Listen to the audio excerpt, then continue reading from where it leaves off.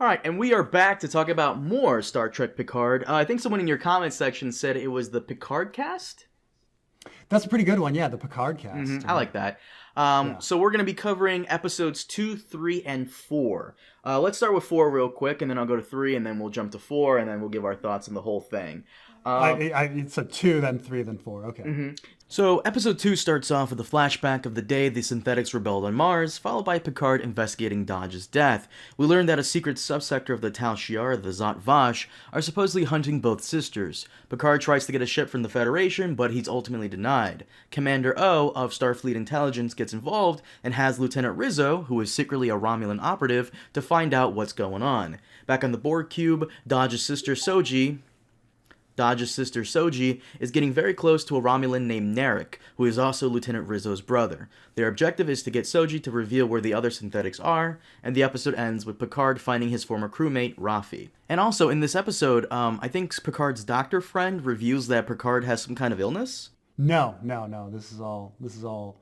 I mean, there's some. Actually, it was addressed in maybe the last episode of TNG. Like Picard has he has like a memory problem, and so he's like traveling through time, I think, in that episode, and they wonder if it's just his brain screwing up or something. So I think there is that reference to him having this genetic defect that's going to hit him in his old age.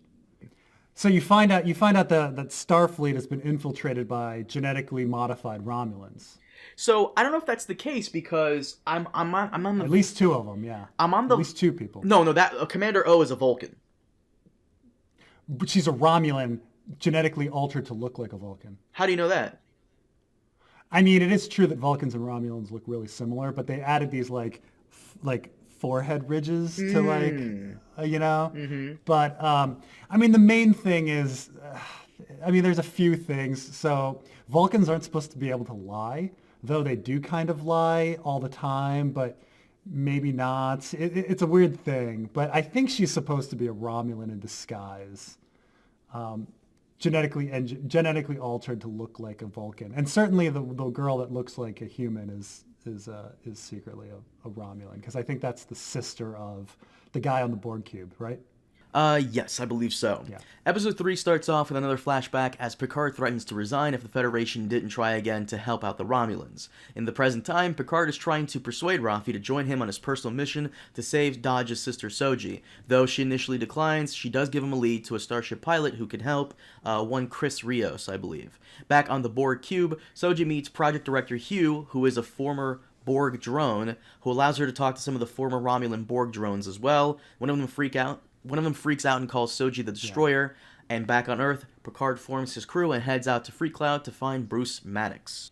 Yeah, and now with that episode, I think most fans were pretty floored to see Hugh, if they recognized him. I mean, it was only until like well into the episode where I was like, wait a minute, that's Hugh? So, oh my God. Who's Hugh? That sounds familiar. So, as I said, in the original TNG series, there weren't that many Borg episodes. Okay, there's the original episode. Wait a minute. I hate to cut you off. Is he the kid?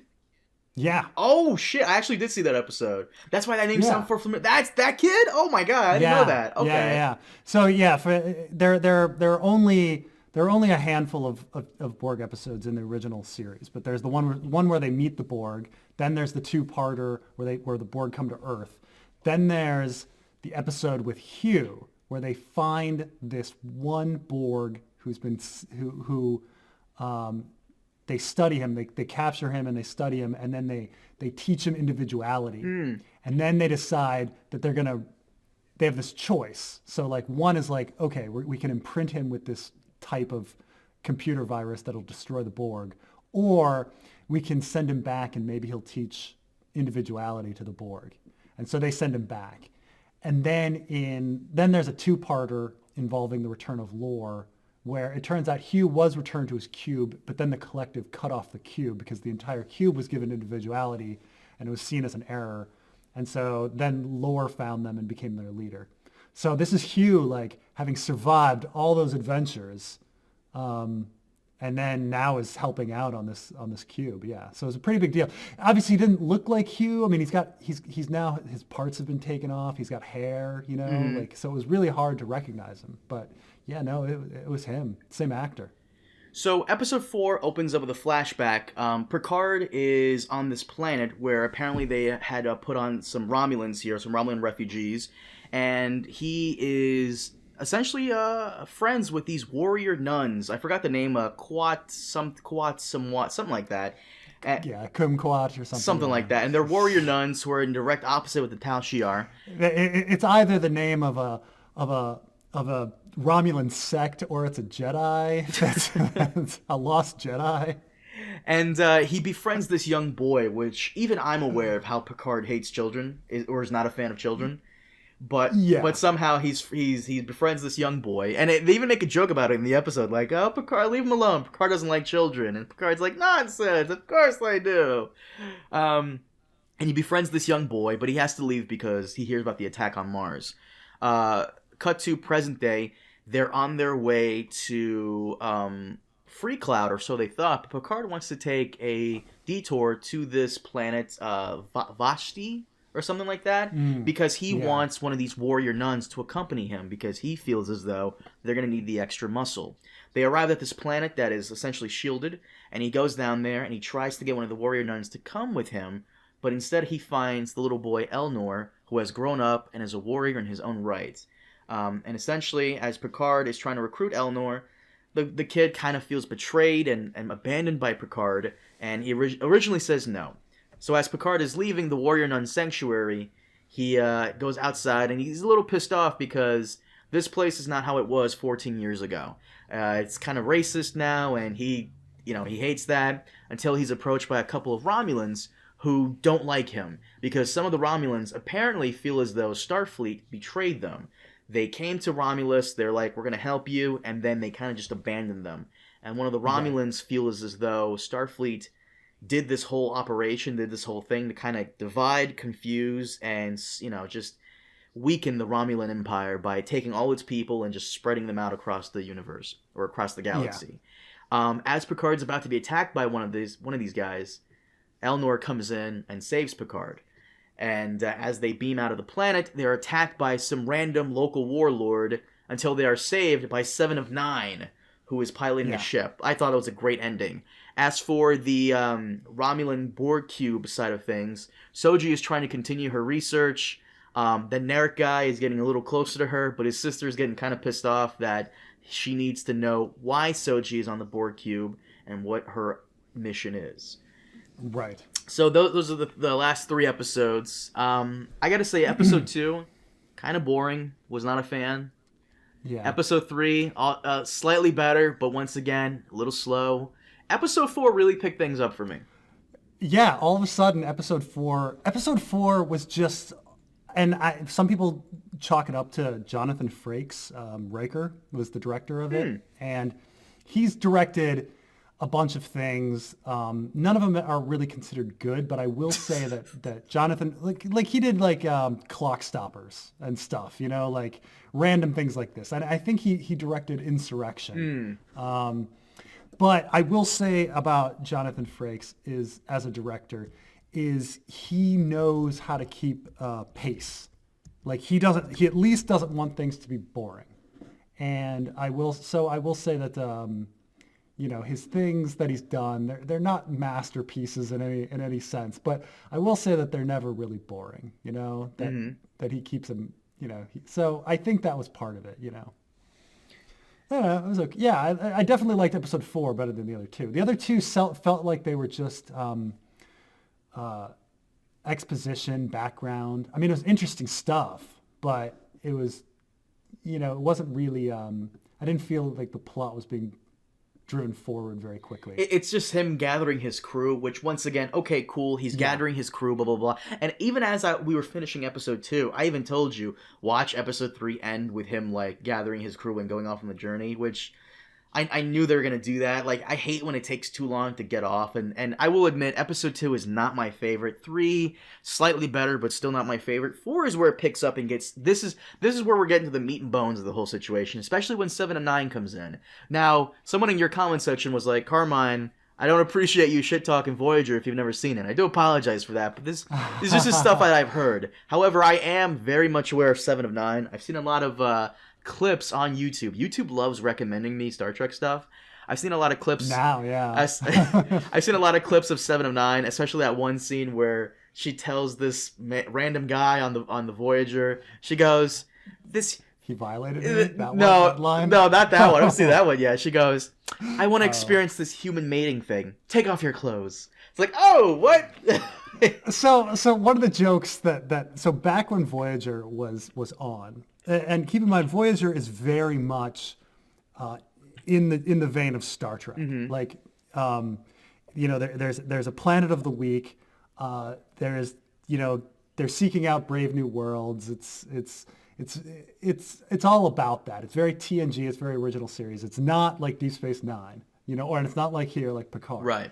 And so that formula was a little tired by the time Voyager was around, and the characters were just goofier mm-hmm. than Deep Space Nine, and I wouldn't say that like a lot of people didn't like Voyager as much, but there are some big fans who believe it was kind of the last proper Star Trek show. I'm very much aware of how a lot of people don't like Enterprise. Yeah, I mean, Star Trek Enterprise was also something different, and I know some people, Discovery was also very different. So, Voyager was the last proper Star Trek show. And when you say Star Trek, like, it's an optimistic version of the future where Earth is this utopia and there's hope and things like this. I want to touch on this with you real quick, but go ahead.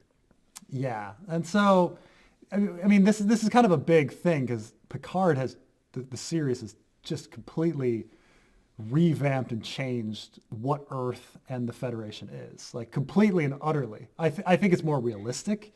I think I might like it better, but it's definitely not Star Trek. So, like, so when it comes to Star Trek, I will say, like, my credentials for Star Trek, you know more about you and Phil, the Issues guy, know way more than I do. Yeah. Like, you're the only two dudes I know so far that I've met. I don't. Star Trek is not really a lot of popular that a lot of my friends know about it or talk about it, but you and Phil, the guys that I know who are really into it, I've binged almost all of Deep Space Nine. I have 2 more episodes left. I've seen some of the best episodes of TNG, not the whole thing, but some of the best episodes here and there. I may have seen 1 episode of Voyager, maybe a couple episodes of the original series. I've seen all the J.J. Abrams movies, and I gotta say, I love Red Letter Media, and Red Letter Media put out their review the day we put out ours. But this kind of bothers me because I saw Red Letter Media's review of Picard. You did too, right? I thought I thought they were way too hard on the show. I thought this kind of bothers me that and I'm not talking shit. I love Red Letter Media, but it kind of bothers me that some people refer to them as the gold standard of Star Trek reviews because Rich and Mike are super into it, and I get it. But they're talking about how I feel like they're way too nostalgic because the original series paints a picture of the far future Starfleet Federation as this utopia.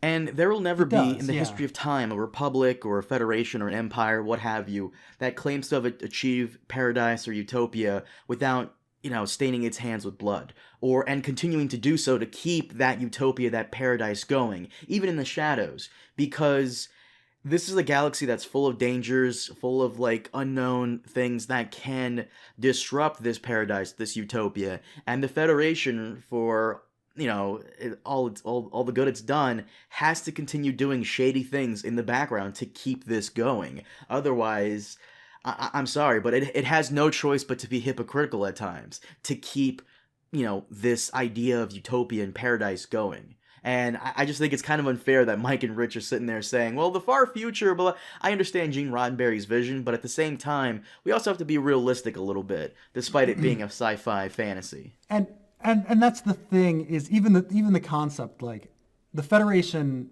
doesn't, Earth in the show doesn't use money. their past greed and things like that. And it's like, well, if you actually sit down and try to like figure it out, you're like, well, how would that even work? How would a world without money even work?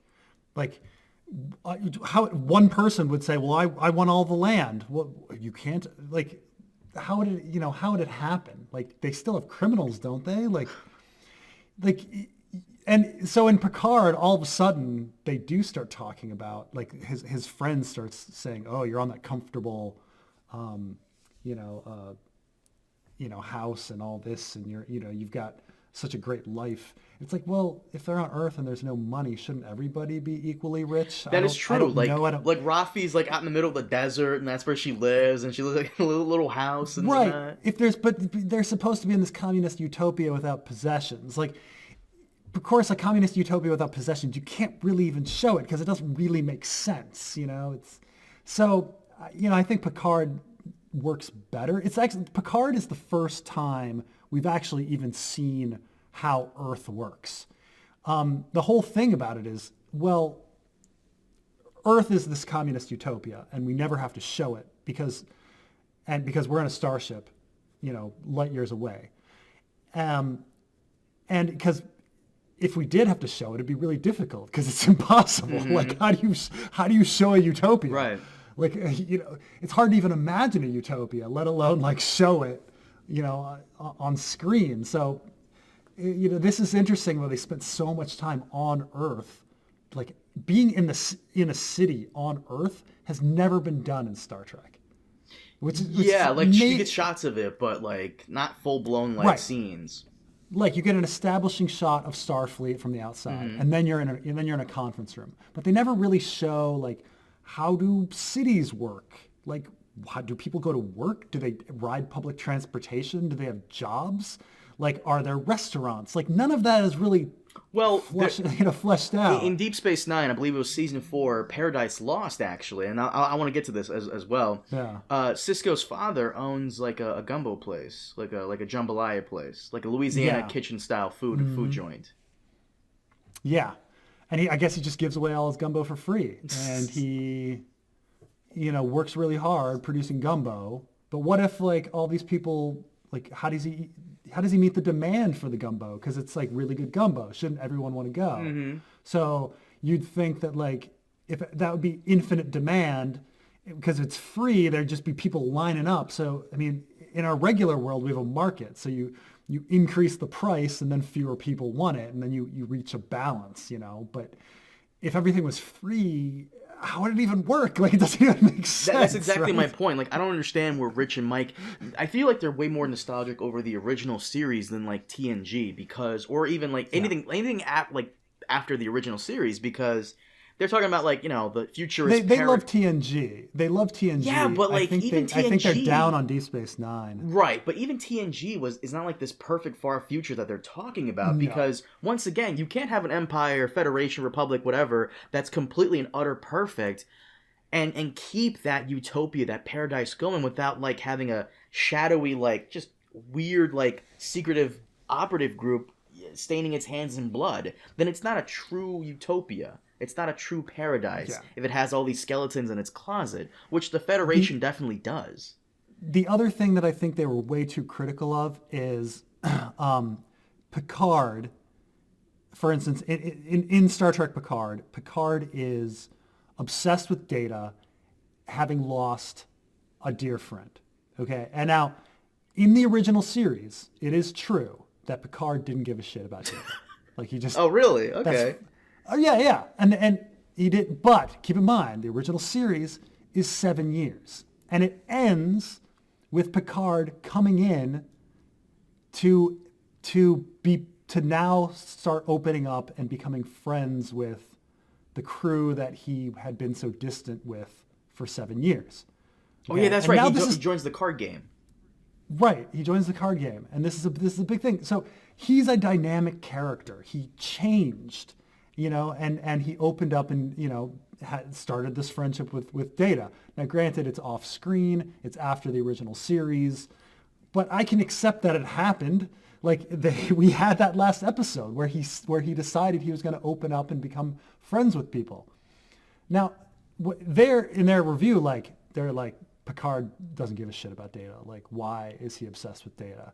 He could, because people change. Like, the original series was 7 years. It's been a long time. Like, he had a whole bunch of time after that, years with Data after that. Mm-hmm. Let him have that, Like, he's allowed to change. He's a different person now. So they have a lot of that. They have a lot of going back to the original series and saying, well, Picard was like this back then. And now Picard is like this. That's not Picard. Oh, I'm sorry. Like, I can't be a different person in 20 years. That is true. That is kind of like, look, once again, we're not ripping on Red Letter Media. It's just sometimes I dislike it when certain YouTubers are considered the gold standard of talking about this one thing, which, yeah. The other thing I wanted to talk to you about is, what do I want to get to? I want to get to either the Tal Shiar or Old Man Picard. Yeah. What do you think we should talk about first here? Well, let's talk about old man Picard, since we've been talking about Picard. I firmly believe, after watching these last few episodes where they get attacked, where Picard gets attacked in his home, and then like there's a whole sword fight thing. Yeah. I don't see how, and I hate saying this because it's gonna make me sound like an ageist, because there's already one or two people in your comment section who think I am. I'm not, but I feel like it's awkward that you have like this older guy in this new-esque Star Trek world, because you're right. It's like you said in the first episode, this is not your dad's Star Trek. We have explosions and gun battles and, alien girls with 3 titties. And like, which by the way, needs to happen. No, it's like this, it's not your dad's Star Trek. You're right. There's like a lot of action going on here. Does this new Star Trek, does it have a place for an older character like Picard, who is kind of a relic of a bygone era of Star Trek, where things are settled with a resounding, impactful speech? I do. I think the contrast of Picard, this nostalgic piece of honor, is a good contrast with this crazy world that he's now in. I do think it works. I think that specific thing works. I think that seeing this old man who's way beyond his years and shouldn't be adventuring, like out there, like trying to put this all together desperately, I think it somehow works. And I may have not believed it until episode 4, but like in episode 2 and 3, like I'm not sure if I super bought his friendship. Where she's like, JL, Yeah, that's kind of little like, nah. It seemed a little manufactured. Yeah. But all of a sudden, when episode 4 came around, and especially that final scene where he like walks into the Romulan bar and then like takes down the sign, and it's just like, I'm here, in this like moment of desperation. Mm-hmm. And then when the Legolas character is like, oh, I found your cause honorable. The only honorable causes are hopeless ones. I was like, oh God, that actually kind of fits the whole thing. Like, he's desperate and hopeless and dying and ridiculous, and I think it fits. There's something very. It's quixotic. He's Don Quixote is what he is. Yeah. He's an old man who has this honorable vision of the past, who is out there fighting windmills on this quest. Yeah. And the other thing I wanted to also ask you is, so, okay, once again, I'm binging Deep Space Nine. And so I didn't realize this, but I was aware of Section 31 before I even saw the episode where Section 31 was actually introduced, which was a Julian Bashir, Dr. Bashir focused episode, which so far Section 31 has only appeared 3 times in Deep Space Nine as far as I'm concerned. The first episode is where they try to recruit Bashir. The second episode has to do with like Romulan politics and whatnot, and them trying to assassinate a Romulan guy. And the third one has to do with finding a cure for Odo, which I just saw. Yeah. So the first episode. Yeah, I always thought that was a bit of an out, where they're like Section 31 developed the poison that would kill Odo's people, so they must have a cure. I was like, do they? Is that really how it works? But they did have a cure Yeah. at the end. But it's like, just because you invented the poison doesn't mean you have the cure. That's true, but he did. He also had a bunch of other secrets in there too that I really wanted to know about. But I didn't like the first episode that they were introduced. I thought it was interesting concept that there's like a secret organization within the Federation. Yeah. But at the same time, we'll get to that in a minute. I just have a bunch of stuff to talk about Star Trek.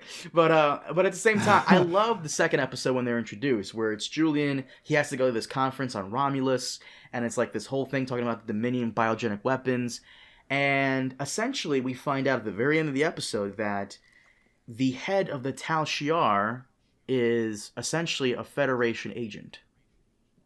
Yeah. I don't know if you remember that. So I do. I believe this takes place almost 20 years after Deep Space Nine. So I have to wonder. Yeah, at least, yeah. Is the head of the Tal Shiar still a Federation agent? Still working with Section 31? That's a very good question. So, I mean, we never really... So Section 31 does return in Enterprise, and I think it returns in Discovery, but those are in Prequels. different time Yeah. periods. Yeah. So we don't know what's happened to Section 31.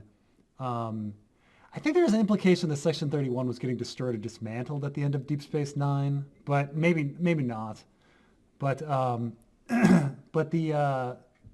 I mean, we have no idea what's happened. And this falls back onto what I was saying about, like, Rich and Mike kind of being ridiculous in regards to, like, thinking the Federation and, like, the far future is incredibly peaceful. Because... Yeah, like, they hate Section 31. Yeah. And they don't like Deep Space Nine. Well, no, it's because, like, I think one of the reasons they hate Deep Space, Section 31 so much is because it's kind of an overplayed thing. And I agree with that. Like, I don't... It also goes against the very fundamental, like, premise of Star Trek. Right. I mean, so if you're really into Gene Roddenberry's vision, like, Gene Roddenberry was this, like, communist who believed in this sci-fi utopia future that was optimistic, which was very different from all other science fiction. Most science fiction is, let's watch out for technology. It's going to be horrible, like Dark Mirror or something. Like, Dark Mirror is like standard traditional science fiction. Like, we should be scared of robots because they're going to take over and kill us.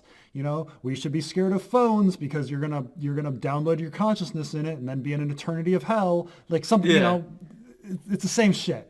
It's always like whatever piece of technology is out there, society has gone too far with it, and it's society's doom. Star Trek, very different. That technology is the savior, and the future is bright because technology will bring us. Technology will be our salvation. It'll bring us food. It'll bring us peace. It'll bring us adventure. It'll bring everybody together.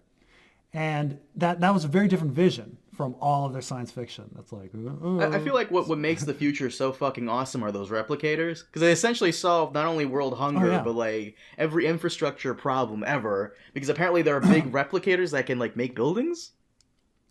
Sure, and, you know, a lot of... Yeah, And sonic showers that don't waste, like, water. First of all, if you had a replicator and you had a holodeck, like, why would you ever do anything else but, like, you know, live in a harem and eat, you know, feasts all The day. holosuites on Deep Space Nine, like, I love how Julian, Dr. Bashir, and O'Brien, they're always, like, trying to face off against Santa Ana. I love that stuff. So awesome. So, yeah, so, I mean, you know, it's, I understand, like, in this theoretical sense that, like, okay, this is a betrayal, but at this point, Deep Space Nine, when did Deep Space Nine premiere? Like, the mid-90s to the late 90s? Yeah, mid-90s. Yeah. So let's say, like, I would say that the huge thing, like, one of the big things in Deep Space Nine as well is when a faction of Federation people quit and join the Bajoran resistance against the Cardassians. And, like, that's another thing where it's just kind of this big, well, the Federation sucks now. So, like, the introduction of Section 31 and the Federation's actions during Deep Space Nine and Sisko's manipulation of the Romulans during Deep Space Nine, like, all of that introduces this concept that, oh, you know what, the Federation is not utopia. And I understand that that's like a betrayal of Star Trek, But that betrayal happened 25 years ago. Okay, like let's get over it. Like Yeah. Star Trek has been different for 25 years.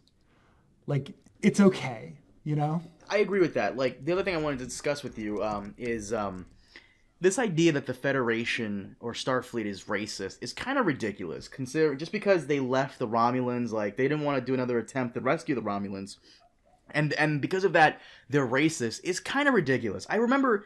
Correct me if I'm wrong. Isn't there? Wait, are you familiar with the original series? Yeah. Wasn't there like an original series episode where the Romulans are flat out like attacking Federation bases? Probably the Romulans are actually. I thought it was the episode Balance of Terror. Let me see real quick. Star Trek. Yeah, that's it. Balance of Terror. I just want to make sure like I have that right. Where like there's a Romulan like attack cruiser going around and just like blowing up outposts. And Romulans have always been kind of like, even in the TNG, some of the episodes I've seen, there's like a whole episode I saw where like Picard accidentally goes or does go into the neutral zone, and then the Romulan bird comes out of nowhere and is like, I'm gonna kill you, and like they're pretty darn evil all through Next Generation. They're pretty darn evil in everything. In fact, what I like about Episode 4 is how rich all of a sudden Romulan culture is. Like I love this. I love how Picard has the two people working at his house, and they have certain personalities, and then he goes to this planet, and they have completely different personalities, and then they go to the bar, and they have completely different personalities. Like, one of the big criticisms of Star Trek is that you go to Planet of the Week, and everybody on the planet wears the same fucking type of clothes. And the haircut. And they all the Romulans have the same haircut. Yeah. And they all act the same. Like, like there's no variance in their culture. Human beings can have variance, but oh no, that entire planet is exactly the same. Mm-hmm. They all wear the same goddamn clothes. This, like, all of a sudden, like, every Romulan looks different. Every Romulan has a different haircut. Every Romulan acts differently. Mm-hmm. It's really, it's a huge improvement. Refreshing. Like, all of a sudden, oh yeah, like in 3 episodes, they have 3 or 4 episodes, they have given more depth to the Romulan culture than anything for the past 50 years with the Romulans. Like, it's I don't know, I think it's really cool. Oh yeah, I'm enjoying it so far. And like I was saying, like, this idea that Starfleet is racist to me is a little silly, because they've always kind of done shady things like that. Maybe not outright super shady, but like there's an episode in Deep Space Nine where Sisko asks Starfleet about this rogue operative group at Section 31, and they're like, yeah, we'll get to the bottom of it. We'll investigate it, don't worry. And you kind of get the sense, and even Sisko says it, that they're kind of trying to just brush it aside. Like, they're kind of like hush-hush about it. And yeah, like once again, I haven't seen every single episode of Star Trek, but it does seem like they've always kind of done shady things like that. Not to mention, the episodes I have seen, there always seems to be like a rogue admiral running around somewhere. Oh, and how many times has the Federation been infiltrated? How many times has Starfleet been infiltrated? Like it's ridiculous. Like, what? Like, it's like the go ahead, I'm sorry. But I was just on the racist thing. I would say that it's definitely the implication that there are elements within Starfleet that were, speciesist and politically speaking, a groupthink bureaucracy happened that ruined everything and stopped everything. It's the same thing with, like, the obvious parallel is the United States today, right? Like, if you want to say, okay, the United States is racist, well, some people in the United States are racist and some people aren't. And some people in the United States are in government and are racist, and some people are in the United States are in government and aren't racist. And there's a big bureaucratic fight, and various stuff happens, and decisions then end up on the ground, and you've got kids in cages. Like, but that's the thing. That's the messiness of bureaucracy and having multiple minds with a people and a nation. Something that, like, the original Star Trek didn't really explore, because planets and societies were so monolithic, which is why, like, I'm really enjoying the fact that we're having these rich, diverse societies that we're seeing in this new show, rather than the Vulcans should all act like this, they should all be like Spock and Tuvok, But like Starfleet has always had insane rogue admirals, like the guy from the Pegasus. I forgot his name, but him in Deep Space Nine episode Paradise Lost, one of Benjamin Sisko's buddies, who's an admiral, he's trying to like take over the Federation because he's so afraid of the Dominion threat. It's actually a trope. Like the evil admiral, there's like at least a dozen episodes about evil admirals. Like, plus Star Trek Insurrection, it's always a fucking evil admiral. Speaking of Star Trek Insurrection, is that the one that takes place during Dominion War, where the Federation or Starfleet is trying to like use this planet for resources, and Picard's like, no.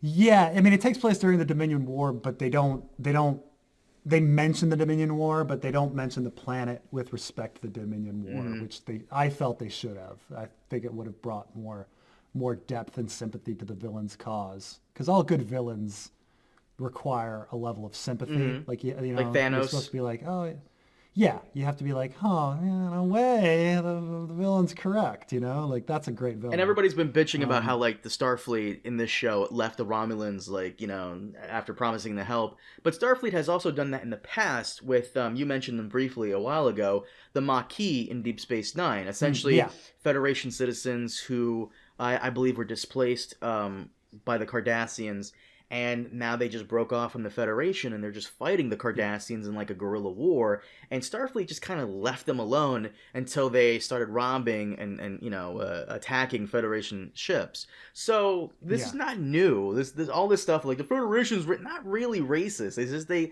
kind of don't like to get involved in certain things, and they just kind of like to just let things play out.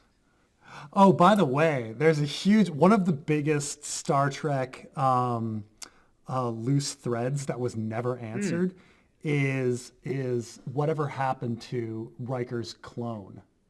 Clone. So there is a episode of the original series where a transporter accident happens, where Riker is beamed up from a planet, but they take a copy and create Riker, and they leave.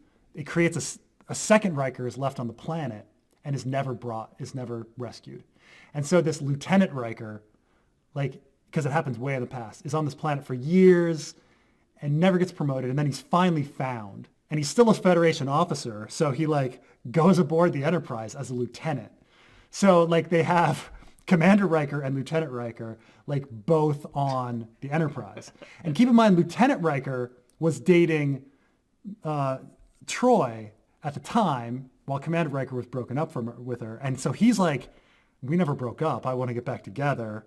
And so she's like, oh, maybe, and they're like, so it's really weird, right? Pretty cool episode. So at the end, he gets transferred to another ship because he doesn't want to hang out with himself. And Lieutenant Riker ends up joining the Maquis. Oh. Yes. And there's a Deep Space Nine episode where he's a member of the Maquis, and I think he gets arrested or something at the end. I'm not sure. And everybody's always like, whatever happened to him? No, we don't know. We don't know. That's so fucking random. I don't think I saw that episode. Because I kind of, people are going to hate me for saying this. I was told to skip seasons 1 and 2 of Deep Space Nine because they weren't that good. I saw a couple of good episodes from seasons 1 and 2 of Deep Space Nine, but I started from season 3 onwards, and I only skipped a few episodes that were considered filler, where nothing really happens. Like the one episode where Quark and Nog and Rom are somehow transported back in time to Area 51. I skipped those episodes. Those episodes are ridiculous. But no, he joins the Maquis.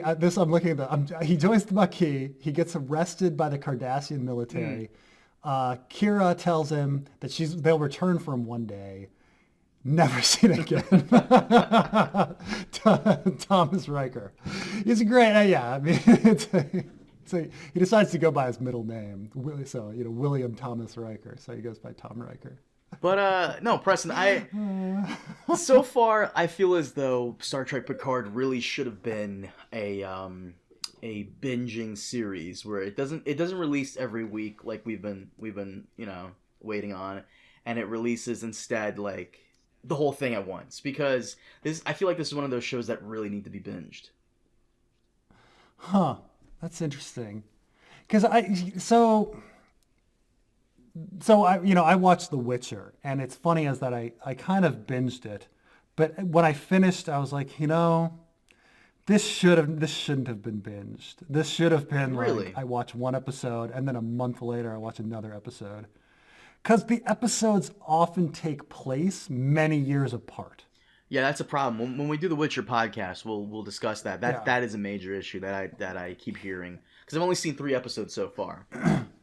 Right. So an episode happens, and then the next episode happens, and the characters look the same, but they're like, oh, it's been like 10 years since I've seen you. And you're like, you haven't aged a day. Like, come on. Like nobody, even the non-Witcher characters,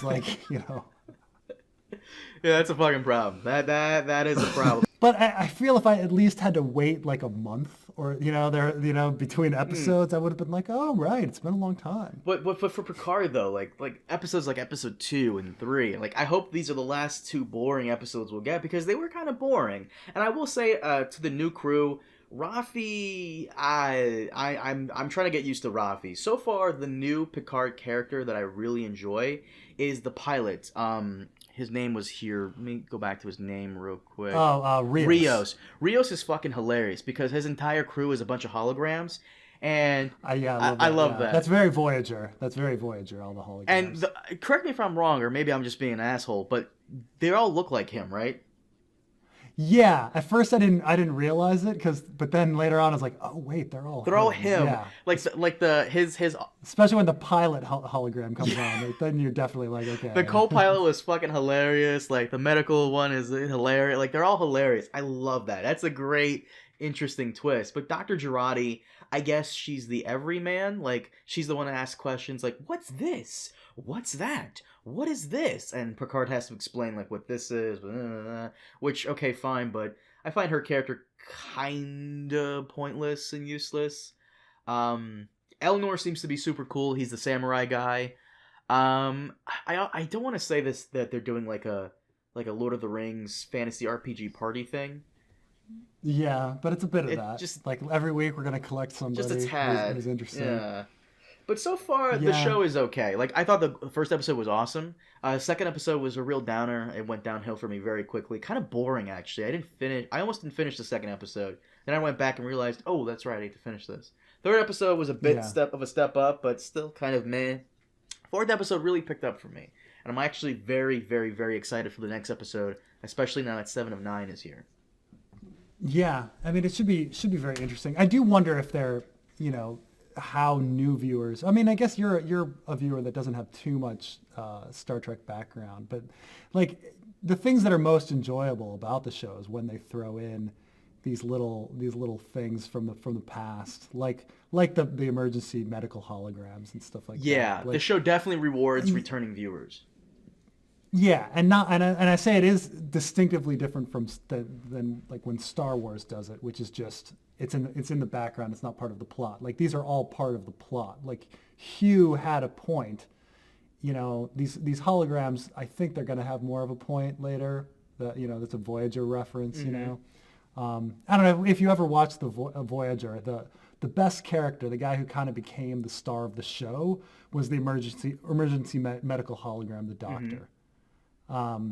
And so, in the first episode, the Doctor is killed on board Voyager. So they activate the emergency medical hologram, and they don't have a doctor, so they just keep this hologram on all of the time. And so over the course of 7 years, he's the fish out of water Data character, where he like learns about humanity and all of this, and and it's funny because he has a horrible bedside manner, even though he's a doctor. Yeah, so all of these like holograms appearing and him having a problem with them, it's very referencing. It's referencing that. So well, like I said, I think episode 4 kind of saved the show for me, because I was about to say like, if this episode was boring, I was gonna be like, Preston, can we like cut this out because this is getting a little too lame. But no, episode 4 saved the show for me. I thought it was super cool. Once again, I'm excited for the next one. I did see the next episode preview. It kind of looked a little lame when they have to put on the costumes, but we'll have to see. We'll see what happens. But so far, Star Trek Picard. Okay, let's keep on track. Yeah, it's pretty good. Preston, you want to wrap this up? Sure. Guys, thank you so much for joining us on this episode of the Picard-Cast. Or what did the guy say it was? The Picard? Yeah, I guess the Picard-Cast. Picard-Cast. Join us in the next couple of weeks when we come back to talk about episode 5, 6, and 7, and then again for episode 8, where we talk about the last episode and then the season as a whole. Preston, thank you so much for joining me, and guys, we will see you next time. Have a good one.